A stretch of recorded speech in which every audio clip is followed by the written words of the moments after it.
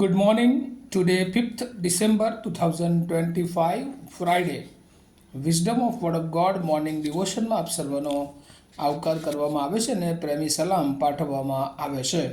આજે સવારે આપણે નીતિવચનોના પુસ્તકમાંથી એનો 15મો અધ્યાય અને એની 14મી કલમ પર ટૂંકું મનન કરવા માગીએ છીએ અને પ્રભુનું વચન આપણને આ પ્રમાણે કહે છે: બુદ્ધિમાનનું અંતઃકરણ વિદ્યા શોધે છે, પણ મૂર્ખાઈનું મોઢું મૂર્ખાઈનો આહાર કરે છે. એ જ પ્રમાણે NIV બાઇબલ પ્રમાણે Proverbs chapter 15 verse 14, the discerning heart seeks knowledge, but the mouth of a fool feeds on folly. અને આજે સવારે પ્રભુ આપણને ફરી એકવાર આ નાતાલની તૈયારીના દિવસો છે, પ્રભુ ઈસુ ખ્રિસ્તના જન્મની વધામણી, જન્મની ઉજવણી કરવાના દિવસો આગળ આવી રહ્યા છે અને એની તૈયારી રૂપે આપણે આગળ વધી રહ્યા છે. ત્યારે અહીંયા નીતિવચનોમાં બે આઈડિયા એ આપણને જોવા મળે છે, બે વિચાર એ આપણને જોવા મળે છે. જે ફર્સ્ટ આઈડિયા જે છે, પહેલો વિચાર છે, અને તો શોધવું. જે પોતાની જીવન, પોતાનું આધાર એ પ્રભુ ઈસુ ખ્રિસ્તને બનાવ્યો છે, કે જેઓની ઓળખ ઈશ્વર એ જ્ઞાની માણસો તરીકે, જ્ઞાની લોકો તરીકે જુએ છે. એ લોકોની વાત એ પહેલો વિચાર છે. અને અહીંયા લખવામાં આવ્યું છે પ્રમાણે બુદ્ધિમાનનું અંતઃકરણ એ વિદ્યા શોધે છે. અને એટલા માટે જે જ્ઞાની માણસો છે એ હંમેશા એ ઈશ્વરની શોધ એ કરતા જોવા મળે છે. અને અહીંયા પણ લખ્યું છે અંગ્રેજીમાં, the discerning heart seeks knowledge. અને એટલે જે વિદ્યાસભર હૃદય છે, અથવા જેનામાં ઈશ્વરનું જ્ઞાન છે. હવે ઈશ્વરનું જ્ઞાન અથવા જ્ઞાની હોવી એટલે શું?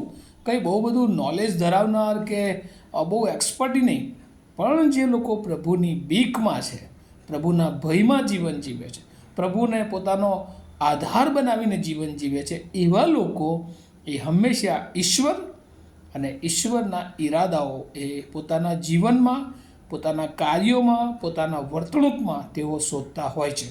અને એવી બાબત આપણે આ નાતાલ સંબંધીના જે પાત્રો છે એમાં જો જોઈએ તો મરિયમ, એના વિચારો કંઈક જુદા હતા, પણ એ ઈશ્વરની ઓળખ હોવાને કારણે એને દૂતની વાત સાંભળી અને એના પોતાના જીવનમાં ઈસુને જન્મ આપવાને માટે એ તૈયાર થઈ.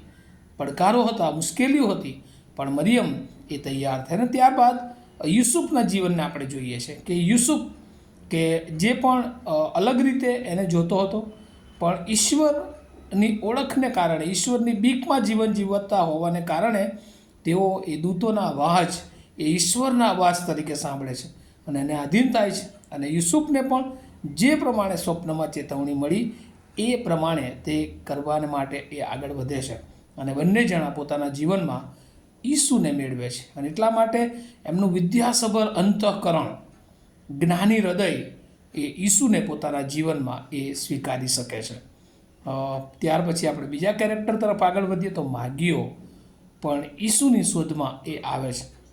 બીજી તરફ ઘણા એવા પાત્રો છે, હેરોદ ને બીજા ઘણા એવા પાત્રો છે કે જેઓએ પોતાના ઈરાદાઓ સિદ્ધ કરવાને માટે આગળ વધ્યા અને તેઓ ઈસુના જન્મને, ઈસુને એ જોઈ શક્યા નહીં.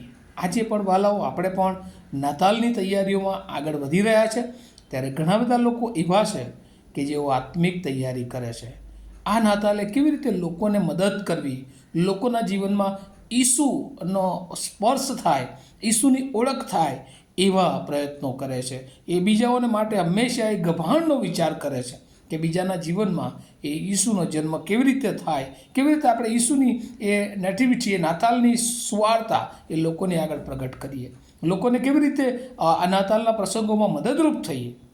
અને બીજી તરફ જે બીજા વિચારમાં હોય છે એ લોકો ભૌતિક પાર્ટીઓ વિશે વિચારતા હોય છે, કેવી રીતે એ નાતાલ એ લોકોની આગળ અમે પ્રગટ કરીએ કે અમે સારા છીએ, અમે ખ્રિસ્તીઓ છીએ, અમે અમારી ઓળખ એ બીજાઓની આગળ એ આપીએ કે ભાઈ તમે જેમ તહેવારો ઉજવ્યો છે એમ અમે પણ આ રીતે ઉજવીએ છીએ. અને આયોજનો કરવામાં આવે ને એમાં પોતાનો મહિમા એ ઘણી બધી વાર શોધવામાં આવતો હોય છે.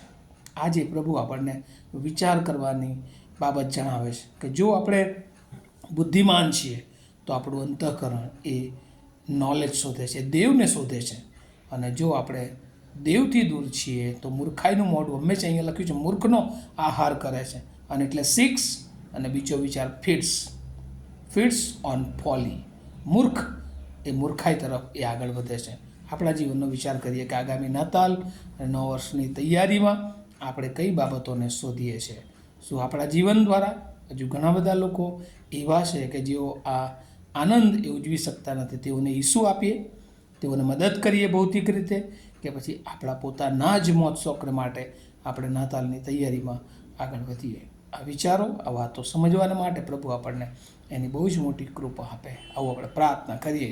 અમારા જીવંત અને દયાળુ ઈશ્વર, આજે સવારે ફરી એકવાર પ્રભુ તમે અમને જ્ઞાની હૃદય, વિદ્યાસભર હૃદય, અંતઃકરણ એ જ્ઞાની હોય ત્યારે પ્રભુ હંમેશા એ તમને શોધે છે, તમારા માર્ગોને શોધે છે, તમારા વિચારો એ વાગોળે છે. પણ જ્યારે પ્રભુ મૂર્ખ હોય છે કે જેઓ દેવની ઓળખમાં નથી, એ હંમેશા મૂર્ખાઈનું પોષણ કરે છે.